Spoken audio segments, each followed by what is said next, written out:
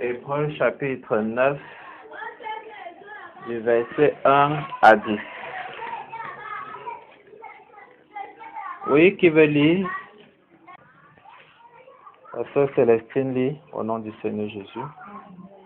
Chapitre 9, verset 1. La prière alliance avait aussi des ordonnances relatives au culte et le sanctuaire terrestre. Un tabernacle fut en effet construit. Dans la partie antérieure, appelée le lieu saint, était le chandelier, la table et les pains de proposition. Derrière le second voile se trouvait la partie du tabernacle appelée le Saint des Saints, renfermant l'autel d'or pour les parfums et l'arche de l'alliance, entièrement recouverte d'or. Il y avait dans l'arche un vase d'or contenant la manne, la verge d'Aaron, qui avait fleuri, et les tables de l'alliance. Au-dessus de l'arche étaient des chérubins de la gloire, couvrant de leur ombre le propitiatoire. Ce n'est pas le moment de parler en détail là-dessus. Or, ces choses étant ainsi disposées, les sacrificateurs qui font le service entrent en tout temps dans la première partie du tabernacle, et dans la seconde, le souverain sacrificateur seul entre une fois par an, non sans y porter du sang qu'il offre pour lui-même et pour les péchés du peuple. Le Saint-Esprit montrait par là que le chemin du lieu très saint n'était pas encore ouvert, tant que le premier tabernacle subsistait. C'est une figure pour le temps actuel, où l'on présente des offrandes et des sacrifices qui ne peuvent rendre parfait sous le rapport de la conscience celui qui rend le culte, et qui, avec les aliments, les boissons et les diverses ablutions étaient des ordonnances charnelles, imposées seulement jusqu'à une époque de réformation. Amen. Amen. Alléluia. Le Seigneur ce soir nous parle au travers de Hébreux chapitre 9. Vraiment, sois très attentif ce soir parce que l'enseignement de ce soir est très intéressant, parce qu'il y a des choses que le Seigneur va te révéler au travers de ce passage. Certainement, tu l'as déjà lu, tu l'as déjà relu, mais je ne sais pas si tu as déjà compris vraiment la révélation du Saint-Esprit cachée derrière les paroles. Alléluia. Ce soir, le Seigneur nous dit dans Hébreux chapitre 9 à partir du verset 1, déjà ici, ce passage parle de l'imperfection du rituel de l'ancienne alliance. L'imperfection du rituel de l'ancienne alliance. Oui, parce que dans l'Ancien Testament, le Seigneur était au milieu de son peuple au travers du tabernacle qui avait été bâti dans le désert. Et ce tabernacle qui avait été bâti dans le désert et qui était au milieu du peuple symbolisait la présence de Dieu au milieu de son peuple. Oui. Et Dieu avait choisi des personnes qui devaient le servir dans ce tabernacle. Et ces personnes étaient appelées les sacrificateurs. Et ces sacrificateurs-là ne venaient pas de n'importe quelle tribu. Dieu avait décidé que c'était les personnes de la tribu de Lévi qui devaient être les sacrificateurs. C'est-à-dire ceux-là qui devaient travailler dans le tabernacle. Et dans l'Ancien Testament, celui-là qui était de la tribu de Lévi et que Dieu avait choisi comme haut sacrificateur, c'était qui? Aaron. Et les fils d'Aaron étaient les sacrificateurs. Aaron était le haut sacrificateur et les fils d'Aaron étaient les sacrificateurs. Ce sont eux que la Bible appelle les Lévites. C'est-à-dire quand la Bible dit que ce sont les Lévites qui travaillaient dans le tabernacle, la Bible renvoie à Aaron et à ses fils. Et Aaron était donc le haut sacrificateur. Alléluia. Et Aaron, en tant que haut sacrificateur, était une image du Seigneur Jésus-Christ. Il était comme l'intermédiaire entre le peuple et Dieu. Dans l'Ancien Testament, Dieu avait dit que lorsque quelqu'un commettait le péché, pour demander pardon à Dieu, il devait apporter un animal.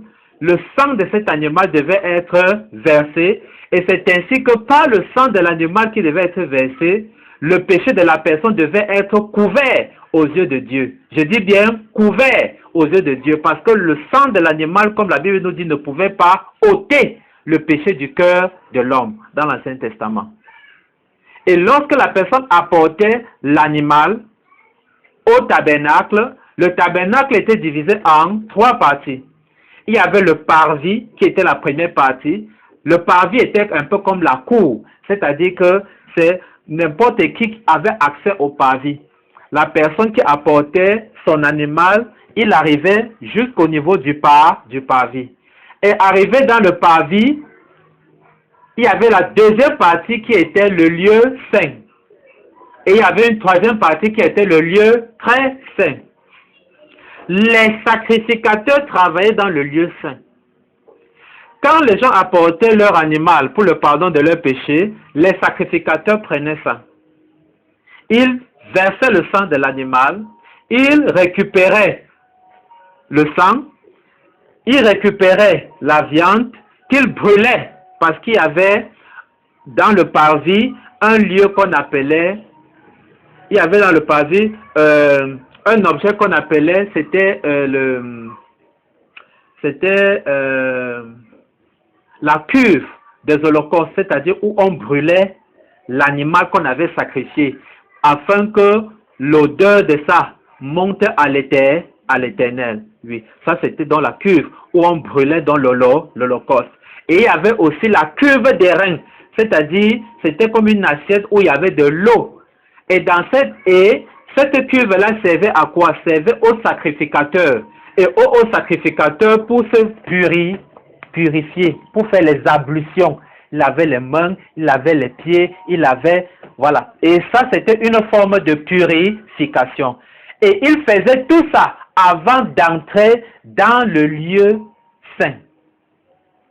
Amen. Donc, dans le parvis, il y avait quoi? Il y avait 2 choses. Il y avait la cuve des reins et il y avait la cuve ou bien le four qui servait pour brûler l'holocauste. Alléluia. Voilà. Donc, avant d'entrer dans le lieu saint, il devait faire quoi? Les sacrificateurs, tout comme le haut sacrificateur, devaient se purifier. Comment? En utilisant l'eau qui était dans la cuve des reins. Les reins, c'est le bronze. Oui, c'était les reins, on peut dire les reins ou bien le bronze. Donc, la cuve, elle a été faite en bronze. Oui. Alors, ils utilisent l'eau là pour se laver les pieds, les mains et faire les ablutions.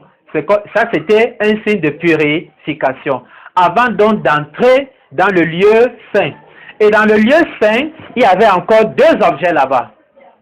Il y avait la table de proposition et il y avait quoi d'autre? Le chandelier. Il y avait la table de proposition et le chandelier. Ça, c'était dans le lieu saint. Bien. Et les sacrificateurs travaillaient dans le lieu saint. Donc, le sang qu'on avait recueilli, quand il fallait asperger ça, parce que lorsqu'on recueillait le sang, on entrait dans le lieu saint et puis on aspergeait ça, comme ça, on aspergeait ça.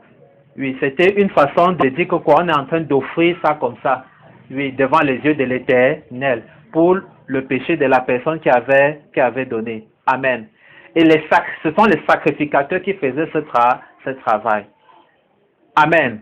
Maintenant, il y avait un autre lieu, le 3e qu'on appelait le lieu très saint. Très saint. Là-bas, il y avait 2 objets. Il y avait l'arche de l'alliance et il y avait quoi? Non? Dans le lieu très saint, il y avait l'arche de l'alliance et il y avait l'autel de parfum. L'autel du parfum. L'arche de l'alliance et l'autel du parfum. C'est dans cet autel du parfum là qu'on brûlait l'encens. Pour ceux qui ont entendu parler de l'encens, on brûlait l'encens. Oui. Et c'est ça qui montait et devenait quoi? Comme un parfum d'une agréable odeur à l'Éternel. Le feu ne devait jamais s'éteindre dans cet hôtel de parfum. L'huile ne devait jamais finir dans le chandelier, parce que le chandelier, ça avait 6 branches comme ça. Et au bout, il y avait des mèches. Et en bas, il y avait un réservoir comme pour la lampe. On versait l'huile. Et c'est ça qui permettait aux mèches qui sont là de brûler. Et l'huile ne devait jamais finir dans le chandelier. Parce que cette lumière qui s'allumait là devait être permanemment allumée. Les détails que je suis en train de donner là sont très importants parce que vous allez comprendre pourquoi à la conclusion. Donc le chandelier devait toujours être comment? Allumé. Et c'était alimenté par quoi? L'huile. L'autel du parfum, le feu qui est là-bas devait toujours être allumé. Ça ne devait jamais s'éteindre. Donc, dans le lieu très saint, il y avait donc l'autel de parfum et il y avait quoi? L'arche de l'alliance. C'est l'arche de l'alliance que, vous voyez, le peuple d'Israël portait. Chaque fois, lorsqu'il se déplaçait dans le désert, il portait l'arche de l'alliance.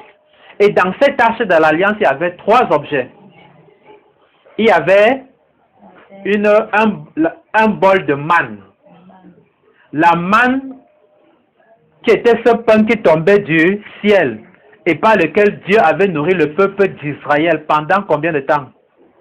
40 ans. Vous voyez comment le peuple était bien. Hein? Eux, ils ne travaillaient pas au champ. Hein? Ils se réveillent le matin. C'est là, dans la cour comme ça. Tout ce qu'ils ont à faire, c'est de faire quoi? Ramasser, aller préparer. Mais Dieu avait dit que chaque jour, ramasse seulement la quantité pour la journée là. Tu ne dois pas garder pour dire que pour le lendemain. Amen. Dieu avait dit, tu ne dois pas garder pour le lendemain parce que chaque jour, je vais pourvoir le nécessaire. Chaque jour. Et c'est comme ça que chaque matin, il se réveillait, il voyait que la manne est déjà tombée. Donc c'était comme la poussière. Quand il dit la poussière, ça veut dire que quoi? C'était au sol. Couleur blanche. Ils ramassaient seulement. Et ils allaient cuire, s'ils veulent cuire, sous toutes les formes. Mais vous ne ramassez que ce qui va vous suffire pour la journée là. Parce que le lendemain matin, vous allez encore trouver. Mais Dieu avait dit que pour le samedi, vous allez ramasser pour 2 jours. Ça pour samedi et dimanche. Parce que dimanche, c'était quoi? Le sabbat. Où personne ne doit travailler. Regarde comment Dieu aime le peuple. Dans le dimanche, il ne veut pas que tu dises que tu sors pour faire quelconque travail. Il veut que tu demeures dans sa présence. Et tu enjoys la nourriture. Et Dieu avait dit comme ça pour voir est-ce que mon peuple va m'obéir. Tout ça c'était pour voir est-ce que mon peuple va m'obéir. Et tout ça c'était pour bâtir le peuple. Pour que le peuple apprenne à obéir à Dieu. Parce que nos premiers parents, Adam et Ève, n'ont pas pu. Dieu leur avait dit, ne touchez pas. Mangez de tout, mais ne touchez pas au fruit de l'arbre de la connaissance du bien et du mal. Adam et Ève. Ils ont obéi. Alors qu'ils avaient tout, on leur a dit, vous pouvez manger de tout. Même l'arbre de la vie qui était là, ils pouvaient manger. Mais ça ne leur suffisait pas. Ils ont vu combien ils vont désobéir à Dieu pour aller manger l'arbre de la connaissance du bien et du mal. C'est comme ça que le péché entre dans le monde. Et voilà le peuple que Dieu est en train de libérer d'Égypte. Et pour voir si ce peuple va lui obéir, Dieu met certains principes.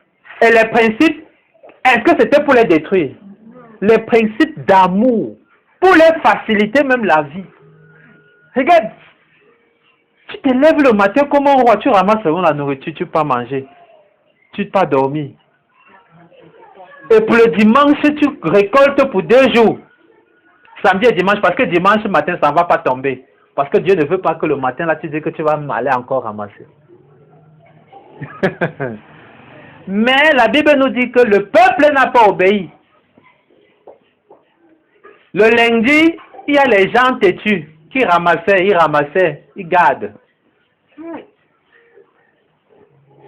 ils désobéissent, ils ramassent. Le matin, ils se lèvent et ils croient que c'est gâté.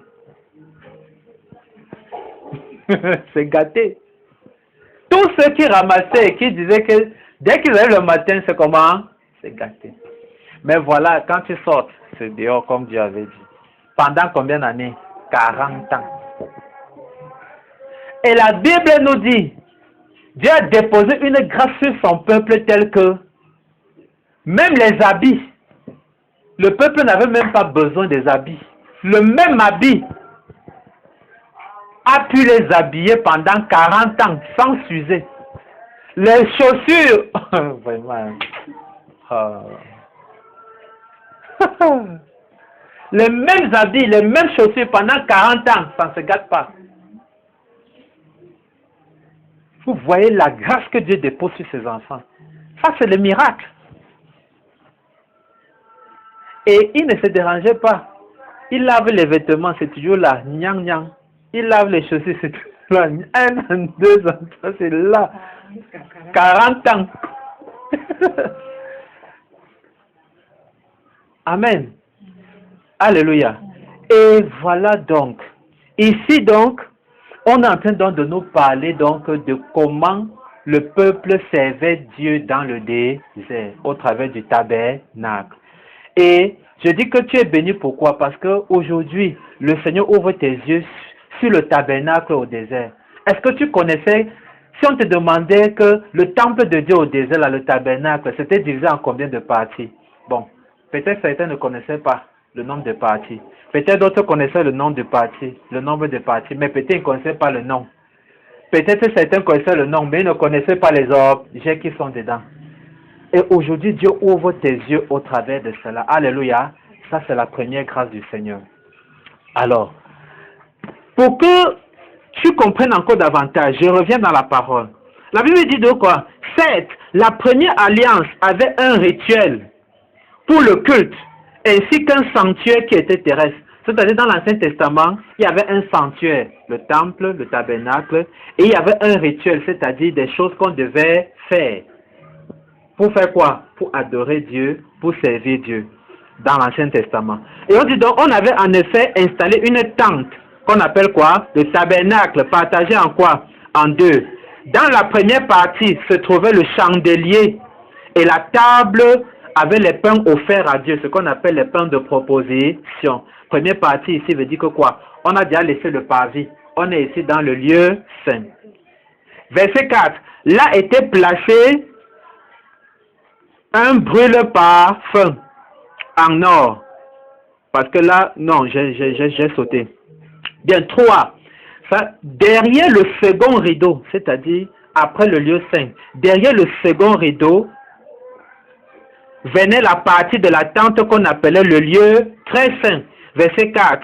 Là était placé quoi? Un brûle-parfum en or. Ce qu'on appelle quoi? L'autel de parfum. Et le coffre de l'alliance entièrement plaqué d'or. Le coffre de l'alliance, l'arche de l'alliance. Ce coffre contenait un vase d'or avec de la manne. Je vous ai parlé de ça. Un bol de manne. Je vous ai dit qu'il y avait 3 objets. Il y avait le bol de manne. Et l'autre objet, c'était le bâton d'Aaron qui avait fleuri. C'était dedans. Et le 3e objet, c'était quoi? Les tablettes de 10 commandements. C'était 2. J'avais mis ça dedans. Le bâton d'Aaron, et on précise qu'il avait fleuri. Vous vous rappelez ce qui s'était passé pour que le bâton d'Aaron fleurisse? Vous vous rappelez qu'il y a un moment où Myriam, les autres discutaient le leadership pour dire que Moïse, tu crois qu'il n'y a que toi que Dieu vraiment a choisi pour nous diriger? Nous aussi, Dieu nous parlait. Nous aussi, on prophétisait. Aaron a dit que ce n'est pas moi qui me suis choisi. Pendant qu'ils étaient en train de parler, pendant qu'ils étaient en train de crier sur Aaron, sur Moïse, Dieu dit à Moïse, dit à ce peuple que tout le monde là venait devant le tabernacle. Tous ceux qui sont en train de discuter avec toi là, que tout cela venait devant le tabernacle. C'est comme ça que Moïse, Aaron et tous les 70 qui représentaient le peuple sont venus devant le temple qu'on appelle le tabernacle, Dieu leur a dit que Dieu a dit à Moïse que dis-leur que chacun apporte un bâton et que chacun dépose le bâton là devant moi ici dans ma présence. Le matin, vous viendrez voir le bâton de celui qui aura fleuri, qu'il sache que c'est lui que moi j'ai choisi comme haut sacrificateur. Voilà, qu'il comprenne que tu n'étais pas choisi toi-même. Chacun a choisi son bâton, mettre son nom, déposer dans la présence de l'Éternel. Le matin, ils arrivent, ils vérifient, le bâton d'Aaron seul avait fleuri. Tous les autres étaient restés secs comme c'était au départ. Moïse n'était pas parmi. Parce que ce n'était pas Moïse qui avait été choisi au sacrificateur, c'était Aaron. Moïse était un peu pour le peuple comme Dieu. C'est-à-dire que Dieu lui parlait et il parlait au peuple. Dieu lui parlait, il parlait au peuple. C'est comme ça. C'était lui le visionnaire. Oui. Et c'était par lui seul que Dieu parlait au peuple. Oui. Même comme Dieu avait donné le don de prophétie aux autres. Mais c'est par Moïse seul que Dieu parlait au peuple. Dieu donnait la direction. C'est comme ça que le matin, il vient voir que seul le bâton d'Aaron a fleuri. C'est comme ça que tout le monde a fermé sa bouche. Et Dieu a dit à Moïse que le bâton là, mets ça dans l'arche de l'alliance. Le bol de manne là, mets ça dans la l'arche en souvenir pour vos progénitures des miracles que j'ai faits. Et qu'ils comprennent au travers de ça qui je suis, l'Éternel des armées. Et les 2 tablettes des 10 commandements, mets ça là-bas dedans, en souvenir. C'est pour ça donc que la Bible dit ici, au verset 4, là était placé, c'est-à-dire dans le lieu très saint, un brûle parfum en or, l'autel du parfum, et le coffre de l'alliance entièrement plaqué d'or. Ce coffre contenait un vase d'or avec la manne, le bâton d'Aaron qui avait fleuri et les tablettes de pierre sur lesquelles étaient gravées les paroles de l'alliance, c'est-à-dire les 10 commandements. Verset 5.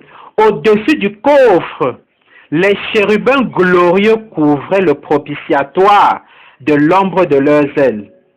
Le propitiatoire ici, c'était le couvercle. C'était un coffre qui était couvert par un couvercle. C'est le couvercle-là qu'on appelle le propitiatoire. Et sur ce couvercle-là, on avait fabriqué 2 chérubins. Les chérubins, ce sont des anges. Vous savez que les anges sont classés en rang. Oui, il y a plusieurs rangs des anges. Oui. Le rang le plus haut, c'est qui? Le rang le plus haut, c'est qui? Les archanges. Oui. Et il y a, je peux dire, un seul archange. C'est qui? Michel. L'archange Michel. Donc même les anges sont classés en rang. Oui. Il y a les chérubins, il y a les séraphins, il y a les archanges, ainsi de suite. Et dans le monde diabolique, les anges aussi sont classés. Il y a les démons. Les démons, c'est les petits, c'est les gens qu'on envoie partout. Il y a les démons, il y a les trônes, il y a les dignités, il y a les autorités. Ils sont classés. Alléluia. Alors, il y avait donc 2 chérubins, 2 anges, qu'on avait fabriqués, on a posé ça sur le couvercle là. Et les 2 chérubins là se regardaient. Et avaient les ailes comme ça. Ce chérubin qui a les ailes comme ça, l'autre chérubin dont les ailes se collaient comme ça. Et ici, il y avait donc un vide. Et ici, il y avait c'est un peu comme une sorte de plateau. Oui, c'est un peu comme une sorte de plateau. Et à ce niveau du plateau-là, lorsque Aaron, en tant que haut sacrificateur, entrait dans le lieu très saint, une fois par an, avec 2 bols de sang, le sang pour son propre péché et le sang pour le péché de toute la communauté, il entrait avec ça, dans le lieu très saint. une fois par an, pour demander pardon pour le péché, ses propres péchés et le péché de la communauté. Et ce sang-là, quand il prenait ça, 7 fois, il aspergeait, c'était au niveau du plateau qui était entre les chérubins. Il aspergeait, oui. Et il entrait là combien de fois? Une fois par an, dans le lieu très saint. Et quand il entrait là-bas, il devait faire les choses comme Dieu lui a demandé. Parce que s'il commettait une erreur, Dieu le frappait là-bas et il mourait. Et pour retirer son cadavre, personne ne pouvait entrer. On tirait seulement sur la corde qu'on attachait sur lui avant qu'il entre. Si quelqu'un d'autre entre là-bas, c'est la mort. Et il n'y avait que lui, en tant que haut sacrificateur, qui pouvait entrer dans le lieu très saint. Pourquoi est-ce que c'était comme ça? Je vous ai dit qu'Aaron représentait qui? Était une image de qui? Du Seigneur Jésus. Lui seul pouvait franchir le rideau qui séparait le lieu saint du lieu très saint. Et la présence de Dieu était pleine, totale, dans le lieu très saint. Il n'y avait que lui qui pouvait entrer là-bas. Il servait d'intermédiaire. Il servait d'intermédiaire. Amen. Et avant d'entrer, on attachait la corde. On envoyait le bout de ça dehors. Et sur son vêtement, un jour on verra ça, je vais vous donner des enseignements. Sur son vêtement, au bout là, il y avait les petites clochettes comme ça. Les clochettes. Donc quand il était dans le lieu très saint, il faisait le service. Dehors, on entendait. On comprenait qu'il est vivant. Donc si à un moment, on n'entend plus, on sait qu'il est mort. On tient seulement la corde. On tue. Que tu vas faire comment? Tu tentes d'entrer. Tu refuses comment? C'est ça pas de travail, non? Et Dieu lui avait déjà dit, non, voilà comment on fait, voilà comment on fait. Tout ce que tu avais à faire, c'était de respecter. Vous allez voir, au fur et à mesure avec les enseignements, vous allez voir qu'il y a certains enfants de Aaron qui n'ont pas respecté ce que Dieu avait dit. Puisque je vous avais dit que quoi? Le feu ne devait jamais s'éteindre. Pourquoi? Parce que le feu qui brûlait dans l'autel du parfum venait du feu que Dieu avait allumé à l'autel des holocaustes où on brûlait, oui. Le premier feu qui était allumé là-bas, c'est Dieu qui avait allumé. C'est-à-dire quand ils avaient fini de confectionner tout, jusqu'à ce que ça ait été sanctifié. Dès qu'ils ont fini la sanctification, c'est-à-dire la consécration du tabernacle à Dieu et tous les objets, allez, le feu a jailli dans l'autel des holocaustes là. Et c'est le même feu donc où on prenait pour aller allumer le truc, l'encens dans l'autel de parfum. C'est le même feu que Dieu avait fait jaillir la première fois sur le chandelier, qui a brûlé pendant 40 ans. C'est-à-dire que jusqu'au moment où on ne devait plus utiliser. C'est le même feu. Ça veut dire que quoi? Si ça s'éteignait, il devait avoir problème. Pourquoi? Je vais vous permettre de comprendre maintenant. Le feu qui était sorti de l'autel pour les holocaustes là, comme c'est Dieu lui-même qui a allumé, c'est une façon de dire que quoi? C'est moi Dieu qui détermine le chemin, que ce soit pour le salut, que ce soit pour vous sauver, que ce soit, c'est moi qui détermine le chemin. L'agneau même qui a été donné, qui doit être immolé pour le salut de l'homme, ça doit venir de moi. N'est-ce pas? Le Seigneur Jésus est l'agneau de Dieu que Dieu a pourvu pour le salut de l'humanité. Très bien. Et le fait qu'on brûlait ça dans le feu, c'était pour dire que quoi? Et on versait le sang. L'animal qu'on versait le sang, c'était une image de qui?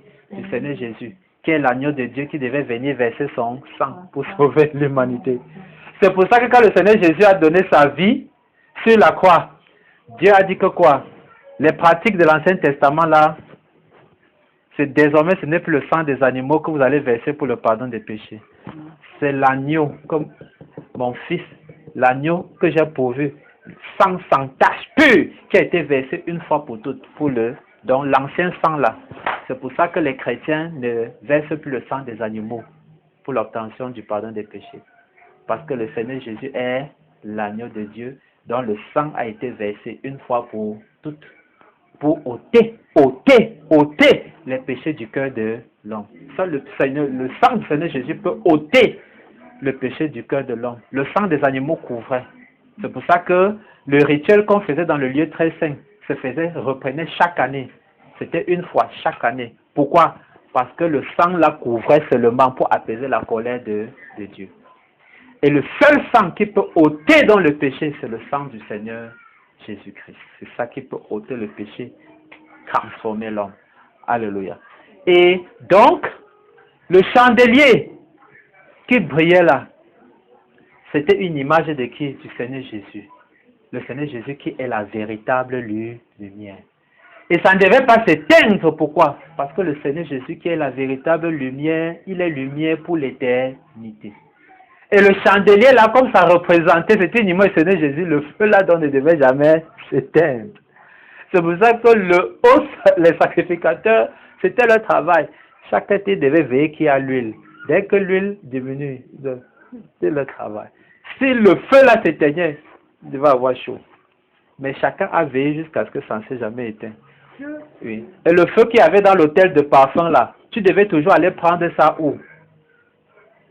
Tu devais toujours aller prendre ça où? Dans l'hôtel de l'Holocauste. C'est là-bas que tu prenais le feu pour aller mettre dans l'hôtel du parfum. Dieu avait dit que tu ne dois pas apporter de feu étranger dans ma présence. Mais les enfants d'Aaron, il y a 2 enfants d'Aaron qui ont fait l'erreur. Un jour, puisqu'ils étaient sacrificateurs, ils ont fait l'erreur un jour, ils ont apporté le feu étranger. C'est-à-dire le feu qui venait hors du tabernacle pour venir allumer ça, pour venir allumer l'autel du parfum. La Bible dit que le même jour, qu'est-ce qui s'est passé? Dieu les a frappés de mort, ils sont tombés là, ils sont morts. Et qu'est-ce qui s'est passé? On a sorti le cadavre, on allait enterrer.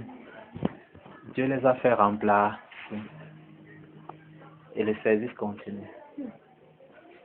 C'est pour vous dire que quoi? Dieu ne badine pas.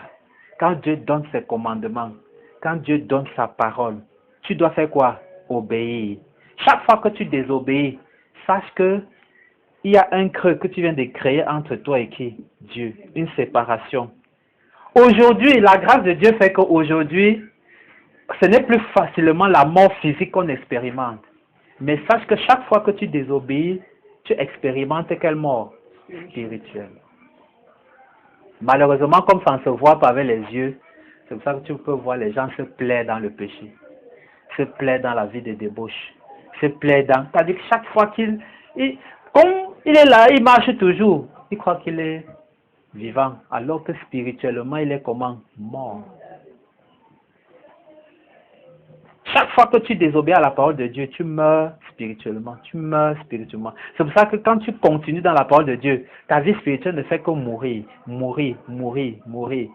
Tu es là, tu peux être physiquement en bonne santé, mais si Dieu te présente ton état spirituel, tu auras pitié de toi. Alléluia. Donc ici, vous voyez donc, tout ce qui était dans le tabernacle était une image de qui? Du Seigneur Jésus. Tout, même l'arche de l'alliance, l'autel de parfum, tout. Si je veux me mettre à vous décortiquer tout ça ici là, une seule nuit ne peut pas suffire. Donc, je me limite à ce qu'on est en train de nous dire ici pour essayer de vous amener à comprendre. Alléluia. Parce qu'il y a tellement de choses qu'il faut enseigner, ça va prendre des mois. Alors, lorsqu'on continue, donc, on dit que quoi? On dit ici donc que, mais ce n'est pas lui-même, dit, ce n'est pas le moment de parler de chacun de ces choses en détail. Verset 6, il dit que cet ensemble étant ainsi installé, les prêtres entrent en tout temps dans la première partie du tabernacle pour accomplir le service, dans le lieu saint, pour faire le service, tout. Dans la seconde, c'est-à-dire dans le lieu très saint, le grand prêtre, qu'on appelle le haut sacrificateur, est le seul à pénétrer, et cela une fois par an. Or, il ne peut y entrer sans apporter le sang d'un sacrifice qu'il offre pour lui-même et pour les fautes que le peuple a commises par ignorance. C'est pour ça que vous disiez qu'il entre toujours avec 2 bols de sang.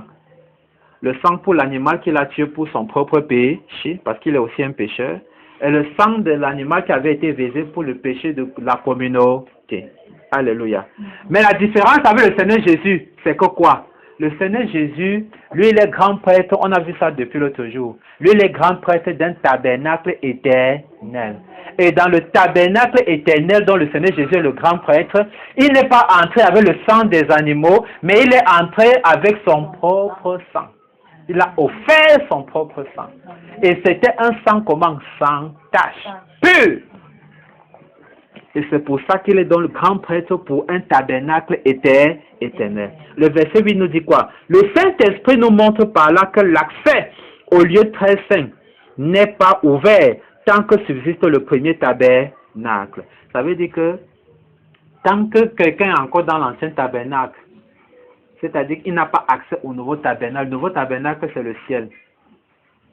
Mais tant que tu demeures dans l'ancien tabernacle, c'est-à-dire tant que tu n'as pas Christ, tu n'as pas accès au nouveau tabernacle qui est le ciel. Donc ça veut dire que tous ceux qui aujourd'hui sont encore dans l'Ancien Testament, en train de faire les ablutions, laver les mains, en train de verser les animaux, ils disent qu'ils font quoi là? C'est bon. Ils sont encore dans l'Ancien Testament. Par ça, ils ne peuvent pas avoir accès au nouveau tabernacle qui est le ciel. Parce que celui qui donne accès au nouveau tabernacle, c'est qui? Le Seigneur Jésus. Et quel est le sang qui permet d'obtenir le pardon du péché? C'est le sang du Seigneur Jésus-Christ. Donc vous voyez que tous ceux qui n'ont pas Christ, leur place est où? En enfer. S'ils ne se répandent pas, s'ils n'acceptent pas le Seigneur Jésus comme Seigneur et Sauveur. Et la Bible nous dit donc que nous avons là une représentation symbolique des réalités de l'époque actuelle. Elle signifie que les offrandes et les sacrifices qu'on présente ainsi à Dieu sont incapables de donner une conscience parfaitement nette à celui qui rend un culte, c'est-à-dire ce qu'on faisait dans l'Ancien Testament. Et le verset 10 pour terminer nous dit quoi? En effet, il n'y a là que des prescriptions concernant quoi? Des aliments, des boissons et des ablutions diverses, les ablutions. Ces rites d'ordre matériel ne devaient rester en vigueur que jusqu'au temps où Dieu devait instituer un ordre nouveau. Donc, vous voyez que tout ce qu'on faisait dans l'Ancien Testament, c'est Dieu qui avait dit. Mais ça a duré jusqu'au moment où Dieu a établi un nouveau règne, un nouvel ordre, une nouvelle alliance. Par qui? Par le Seigneur Jésus, par son précieux sang, par sa résurrection. Alléluia. Donc, bien-aimés, aujourd'hui, le Seigneur ne vit plus dans l'ancien tabernacle. Aujourd'hui, c'est toi, le nouveau tabernacle de l'Éternel. C'est toi, c'est moi. Le Saint-Esprit de Dieu vit en toi. Ça veut dire Dieu vit en toi. C'est pour ça que quand tu témoignes tout à l'heure, tu as dit que c'est comme si je suis la maison de Dieu. Je t'ai dit directement que tu es la maison de Dieu. La Bible nous dit ça, non, que ne savez-vous pas qu'en tant qu'enfant de Dieu, vous êtes le temple du Saint-Esprit? Ça veut dire que tu es la maison de Dieu. Ça veut dire que ton cœur est son autel. Ton cœur est comment? Son autel. Ça veut dire que lorsque tu souilles ton corps, tu souilles ton cœur, tu es en train de souiller la maison de Dieu. Et la Bible dit que quoi? Si tu traites mal ce temple qui est la maison de Dieu, à la fin, tu rendras compte. Tu modifies quelque chose ici sans l'autorisation de Dieu. À la fin, tu vas lui dire où c'est passé. Parce que quand tu deviens enfant de Dieu, tu ne t'appartiens plus. Amen. Lorsque Dieu donne la peinture noire à sa maison, tu estimes que non, la peinture noire là, non.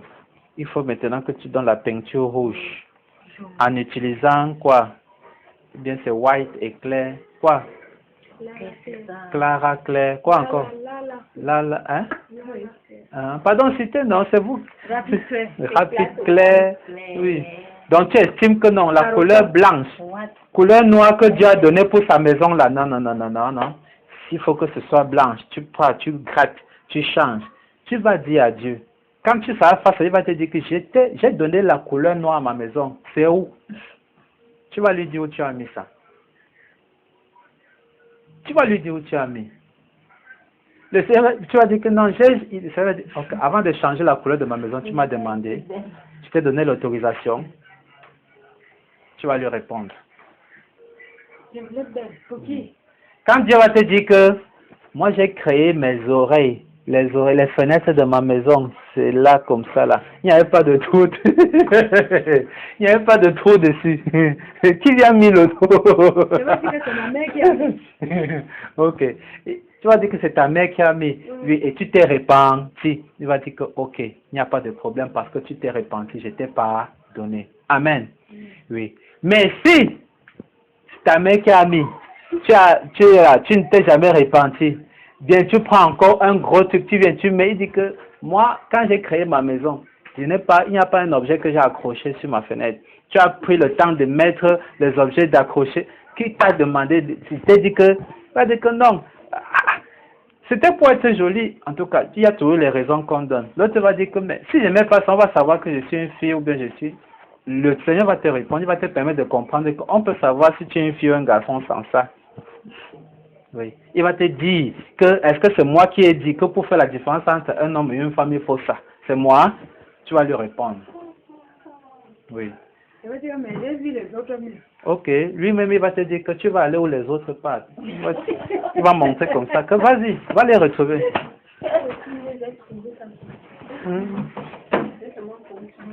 Oui. Il va te dire que, ok, voilà ceux qui continuent avec là. Voilà là-bas. Continuez. Continuez. Amen. Amen. Voilà donc le sens du tabernacle. Alléluia. Le lieu saint, le lieu très saint. N'importe qui n'entrait pas dans le lieu très saint. N'importe qui. Aujourd'hui, parce que tu as le Saint-Esprit, tu peux avoir accès au paradis, qui est le lieu très saint. Alléluia. Alléluia. Amen. Pendant que j'étais couché là-bas à la chambre, j'ai entendu comment maman Dorine chauffait sa fille. Oui. Oui. C'est parce que moi j'étais concentré dans la parole, c'est que moi j'allais sortir aussi. Dès qu'elle devait finir là, c'est moi qui devais maintenant prendre le relais. De te chauffer bien, pas même la chicotte. Oui. La Bible dit que quoi? Qui aime bien, châtie bien. Dieu châtie ceux qu'il aime. Et si un père ne te châtie pas quand tu fais ce qui est mauvais, c'est un mauvais père. Si une mère ne te châtie pas quand tu fais ce qui est mauvais, c'est une mauvaise mère. Sache qu'il ne t'aime pas. Même Dieu, parce qu'il nous aime, il nous châtie quand on fait ce qui n'est pas bien. Quand on fait ce qui est bien, il applaudit. Alléluia. Ce message doit aussi te parler. Amen. Si je vais transposer ça un peu, parce que la parole de Dieu doit nous illuminer. Si je vais transposer ça par rapport au corps de l'homme, ce que tu es, ce que je suis. Toi-même, tu es divisé en 3 parties. Le corps, l'âme et l'esprit. Il y a une partie que tout le monde peut voir, c'est quoi? C'est le corps. Là, c'est le parvis où les gens pouvaient aussi apporter quoi? La chèvre, ou bien le bouc, oui. Ça, c'est le parvis. N'importe qui peut voir. Là, il n'y a pas de problème. Mais le lieu saint, déjà, le lieu très saint, personne ne pouvait entrer dans le lieu saint s'il n'est pas sacrificateur. Et personne ne pouvait entrer dans le lieu saint s'il n'est pas haut sacrificateur. Il n'y a que le haut sacrificateur. Même les sacrificateurs qui travaillent dans le lieu saint, un entre là-bas dans le lieu très saint, c'est la mort. Sauf le haut sacrificateur, Aaron pouvait entrer là-bas. Amen. Même ton corps nous enseigne. Le corps là qu'on voit, c'est le parvis. Il reste quoi? L'âme et l'esprit. Le diable peut toucher ton âme, mais il ne peut pas toucher ton esprit. Le diable peut avoir accès à quoi? À ton âme, mais il ne peut pas avoir accès à ton esprit. Il ne peut pas. Parce que ton esprit est un lieu exclusif. Et c'est par ton esprit que tu peux communiquer avec Dieu. Donc ton esprit est un peu comme le lieu très saint. Ton âme est un peu comme le lieu saint. Oui, c'est le siège des sentiments, c'est le lieu saint. Beaucoup de choses se passent, le lieu saint. Mais tu vas voir que déjà au lieu saint, n'importe qui ne peut pas avoir accès au lieu saint. On est d'accord ou pas? Combien de fois alors parler du lieu très saint? Ou c'est une seule personne, hein? Une seule personne, le haut sacrificateur. Alors, bien aimé, qui doit être ton haut sacrificateur? En tant que femme ou homme? C'est qui? Non, vous voulez spiritualiser. Maintenant, vous voulez, c'est Dieu. Hein. C'est Dieu qui doit être ton haut sacrificateur. C'est Dieu qui doit être ton haut sacrificateur. Qui doit te servir. Hein. Le sacrificateur, c'est d'abord quoi? On a dit haut sacrificateur, non? C'est le haut sacrificateur qui servait Dieu dans le lieu très saint, non? Aaron est le haut sacrificateur, non? Oui. Sacrificateur veut dire serviteur qui servait Dieu dans le tabernacle. On les appelle sacrificateurs. Dans certaines versions de la Bible, on les appelle prêtres. Haut prêtre. Grand prêtre. Voilà. C'est ça. Alors, c'est ton mari. Le haut sacrificateur qui doit avoir accès à ton lieu très saint. C'est ton mari. C'est un seul.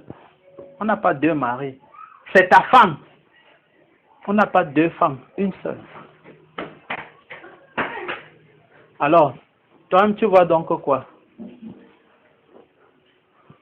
Toi-même tu vois que si tu permets à un va-nu-pied qui n'est pas ton mari d'avoir accès au lieu très saint, tu as brisé les lois de Dieu.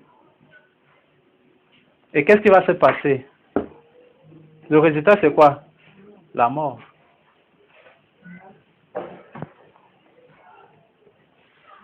Et c'est ce qui se passe. Hein?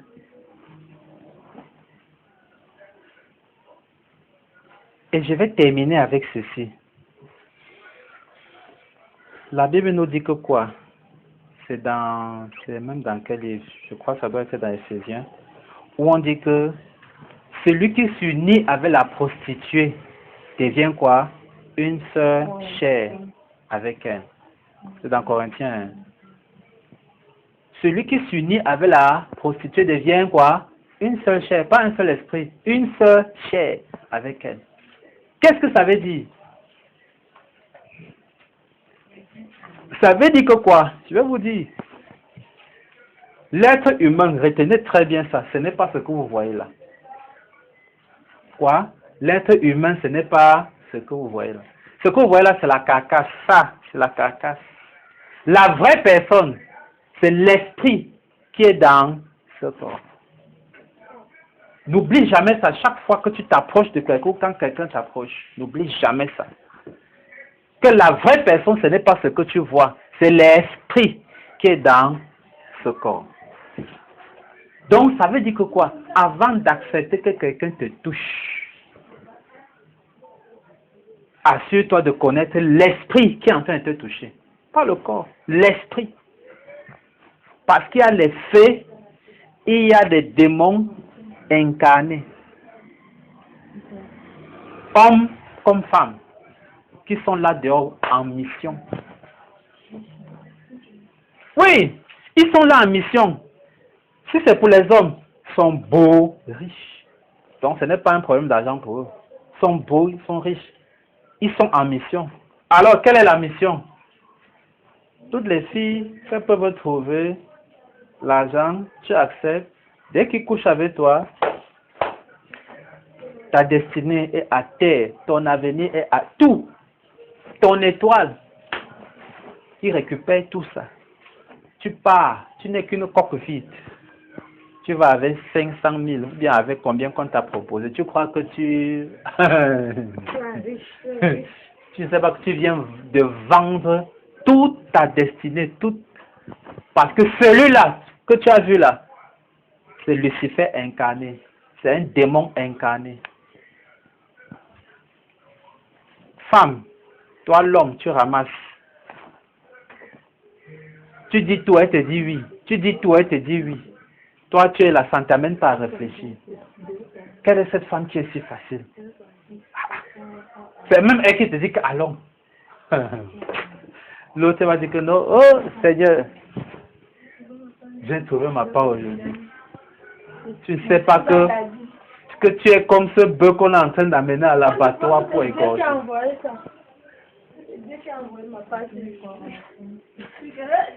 Tu vas là-bas.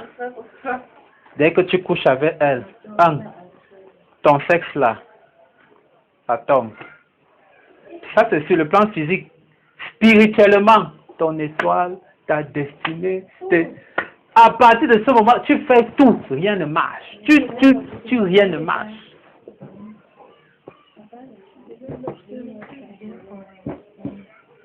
Tu veux encore épouser une fille, ça ne marche jamais. Toi, fille, tu veux encore épouser parce qu'il y a un démon qui t'a déjà marié à lui. Donc, faites très attention.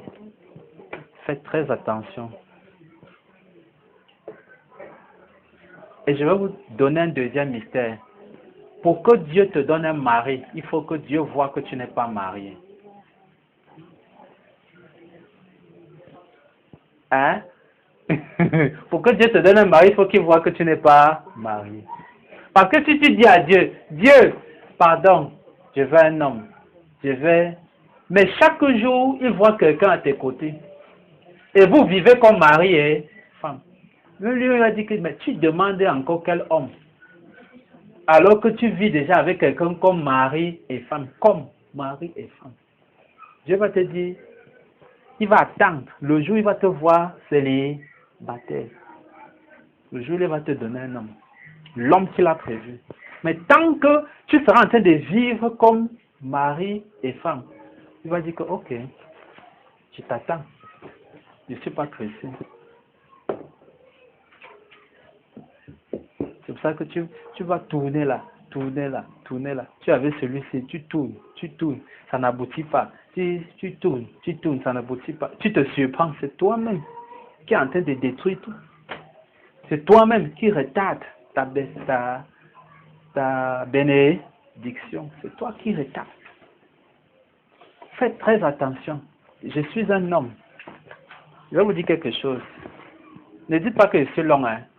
Alléluia. Ne dites pas que je suis long. C'est parce que c'est l'occasion pour que tu écoutes ce genre de choses. Alléluia. Il y a un temps pour chaque chose. Peut-être que demain, Dieu va mettre d'autres paroles dans ma bouche demain. Oui. Donc, il ne s'agit pas de moi. Amen. Il ne s'agit pas de moi. Sois sage. Quand un homme veut s'amuser, suivez-moi bien, quand un homme veut s'amuser, si c'est Aïssatou, il peut prendre. Si c'est Hortensia, il peut prendre. Si c'est... Amen. Tu es bien gentil avec lui. Tu lui donnes tout ce qu'il te demande. Tu es béni, oui, oui. Tu n'es même pas compliqué. Tellement tu es si facile. Quand c'est pour s'amuser, il aime le genre là.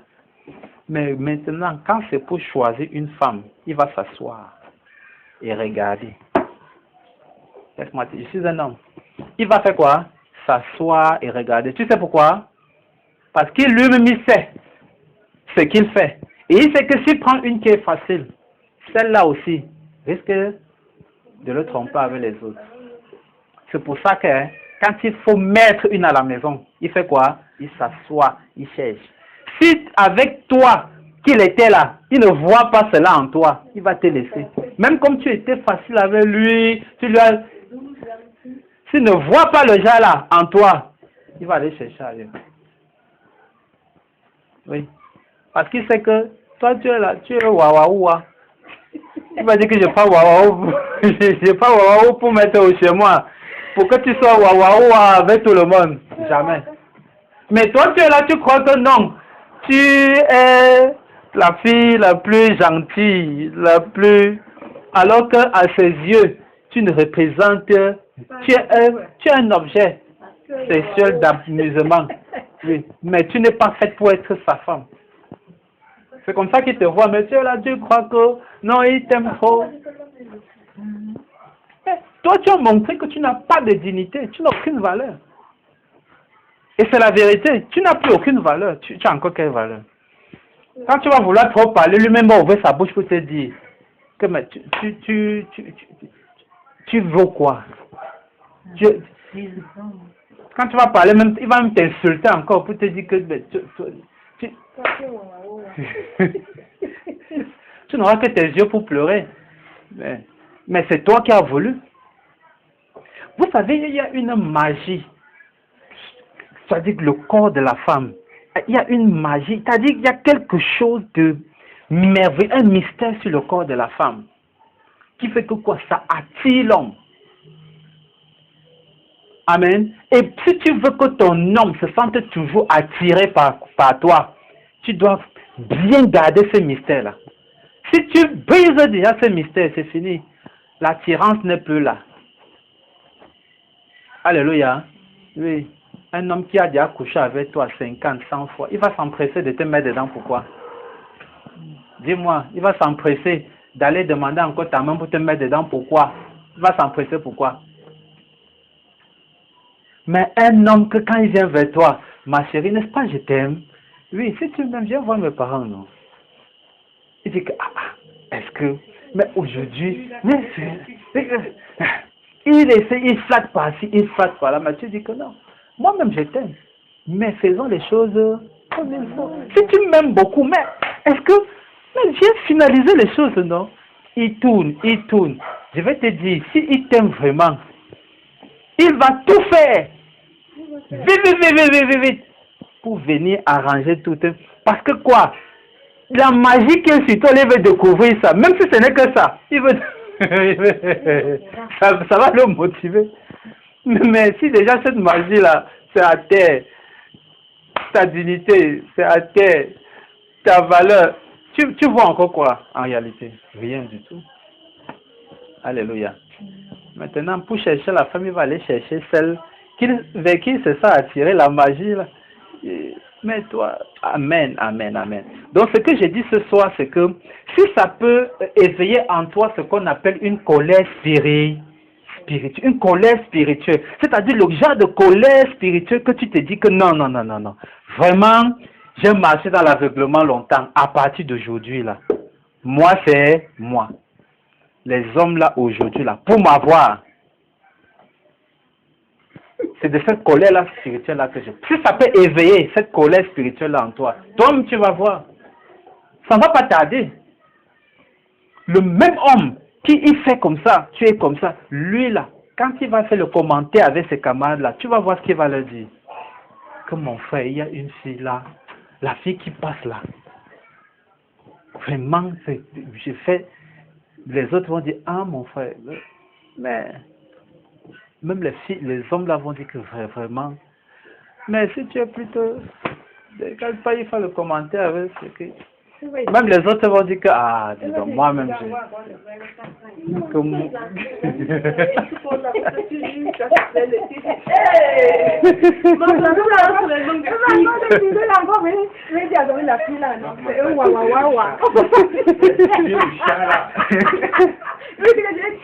Il a vu que tu es tellement, il te conseille même à son ami. Que, toi aussi, pardon. Moi, je suis déjà fatigué, pardon.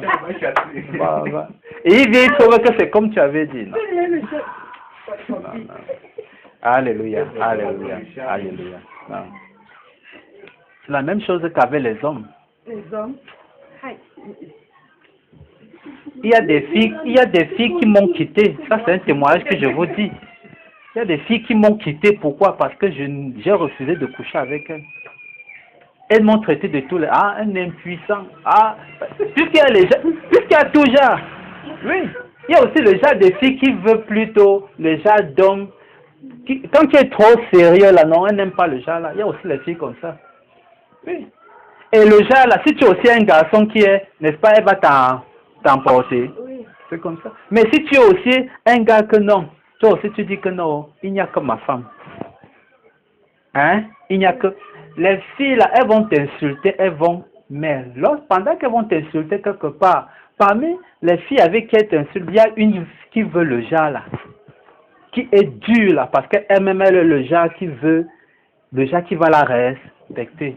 Elle, dans son cœur, va dire que non, voilà un homme. Donc... Bien-aimé, qu'on soit homme, comme soit garçon, tu es le tabernacle de Dieu. Alléluia. Préserve la maison de Dieu que tu es. Que Dieu soit fier de vivre en toi. Oui. Et tu vas voir, tu ne manqueras de rien. Tu peux éprouver certaines difficultés, c'est normal, ça peut arriver, mais tu vas voir qu'en un laps de temps, Dieu va te trouver la solution. Oui. Le diable, quand il va vouloir, pas moyen. Quand tu vas vouloir, pas moyen. Toi, tu vas voir comment les choses vont avancer comme ça. Alléluia. Que Dieu bénisse sa parole dans ton cœur. Tu es le tabernacle de Dieu. Le Saint-Esprit de Dieu vient en toi. Que le Seigneur t'aide, que le Seigneur m'aide à demeurer son véritable tabernacle au nom du Seigneur Jésus. Oui, nous allons prier. Si tu reconnais d'une façon ou d'une autre que tu as souillé le tabernacle de Dieu que tu es, demande au Seigneur pardon et tu dis Seigneur, purifie-moi de toute forme de souillure. Que toutes les mauvaises connexions qui se sont connectées à moi, parce que j'ai mal utilisé mon corps, Seigneur, que cette connexion soit brisée. Demandons d'abord pardon au Seigneur et prions au nom du Seigneur Jésus. Seigneur Jésus, par ton précieux sang, Seigneur, purifie-nous. Purifie-nous, Seigneur. Purifie nos cœurs, purifie nos corps de toute forme de souillure au nom du Seigneur Jésus. Oh Seigneur, nous te demandons pardon pour toutes les fois, Seigneur, où nous avons mal utilisé notre corps. Pour toutes les fois où nous avons souillé ton tabernacle, que nous sommes de quelque façon que ce soit. Seigneur, nous te demandons pardon. Nous te demandons pardon. Par ton sang précieux, Seigneur Jésus, que nous soyons lavés, purifiés de tous nos péchés, de toutes nos iniquités au nom du Seigneur Jésus. Seigneur, par ton précieux sang, que nous soyons purifiés, purifiés, purifiés, purifiés au nom du Seigneur Jésus. Merci Seigneur Jésus, comme tu nous aides, Seigneur, à garder ton temple, que nous sommes purs, purs, notre cœur pur pour toi au nom du Seigneur Jésus. Père, merci comme tu nous remplis de ta grâce. Merci comme tu nous remplis de ta grâce pour garder notre corps qui est ton temple pur. Au nom puissant du Seigneur Jésus-Christ, nous venons de prier. Amen. Que toute influence de l'ennemi dans ta vie qui te pousse à utiliser ton corps négativement, que ces influences-là soient brisées au nom du Seigneur Jésus-Christ. Que ces influences-là soient brisées au nom du Seigneur Jésus. Je te déconnecte, corps, âme et esprit, de tout lien avec les esprits des eaux, de tout lien avec les esprits des eaux, de tout lien avec les esprits des sirènes. Mari spirituel, femme spirituelle, soient déconnectés d'eux par le feu du Saint-Esprit, par le feu du Saint-Esprit, par le feu du Saint-Esprit, au nom puissant du Seigneur Jésus-Christ. Je te déclare libéré de toute influence spirituelle négative, au nom puissant du Seigneur Jésus-Christ, de toute forme de captivité qui te tient et qui font que tu te comportes d'une façon négative, même quand tu ne veux pas. Tu ne veux pas quelque chose, mais tu te vois en train de faire cette chose négative. Que cette influence dans ta vie soit brisée, soit brisée, soit brisée au nom du Seigneur Jésus. Sois déconnecté de tout esprit de fornication, sois déconnecté de tout esprit de débauche, au nom puissant du Seigneur Jésus-Christ. Sois rempli de l'esprit de sainteté du Seigneur Jésus. Sois rempli de l'esprit de sainteté du Seigneur Jésus. Sois rempli de l'esprit de sainteté du Seigneur Jésus. Au nom puissant du Seigneur Jésus-Christ. Que la grâce de l'Éternel soit avec toi. Que tout blocage que tu expérimentes dans ta vie, parce que tu as mal utilisé ton corps, parce que tu as désobéi à la parole de Dieu, que ces portes de bénédiction qui étaient fermées s'ouvrent. Que ces portes de bénédiction qui étaient fermées s'ouvrent. Au nom puissant du Seigneur Jésus. Que les bénédictions de l'Éternel soient désormais ta portion. Va, marche en nouveauté de vie.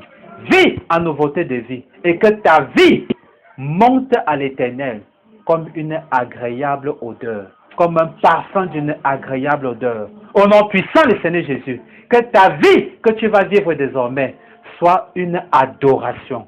Une adoration qui sera agréable à l'Éternel. Au nom puissant du Seigneur Jésus-Christ, nous venons de prier. Amen. Amen. Amen. Je veux un chant pour bénir le nom de l'Éternel. Jésus est vivant, il est vaincu le mort, Il est vivant, il a vaincu la mort. Jésus est vivant, il a vaincu la mort. Il est vivant, il a vaincu le mort.